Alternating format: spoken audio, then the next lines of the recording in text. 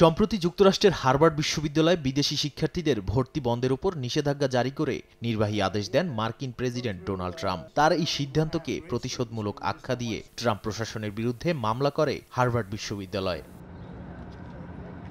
এবার ভর্তি বন্ধের নির্দেশের বিরুদ্ধে আইনি লড়াইয়ে প্রথম জয় পেল হার্ভার্ড। বিদেশি শিক্ষার্থীদের উপর জারি করা নিষেধাজ্ঞা সাময়িকভাবে স্থগিত করে রায় দিয়েছেন আদালত। এতে বলা হয়, নিষেধাজ্ঞা কার্যকর হলে তাৎক্ষণিক ও অপূরণীয় ক্ষতির মুখে পড়ত বিশ্ববিদ্যালয়টি।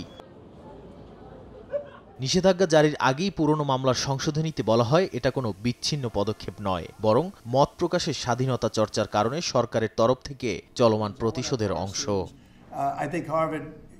এর আগেও পদক্ষেপ নিয়েছে ট্রাম্প প্রশাসন। কয়েক বিলিয়ন ডলারের কেন্দ্রীয় তহবিল আটকে দেওয়ার পাশাপাশি ইহুদি বিদ্বেষ রোধে ব্যর্থতার অভিযোগ তুলে বিদেশি শিক্ষার্থী ভর্তির জন্য প্রয়োজনীয় সনদ বাতিল করে দেশটির হোমল্যান্ড সিকিউরিটি বিভাগ। গত মাসে সেই সিদ্ধান্ত স্থগিত করেছিলেন এক বিচারক।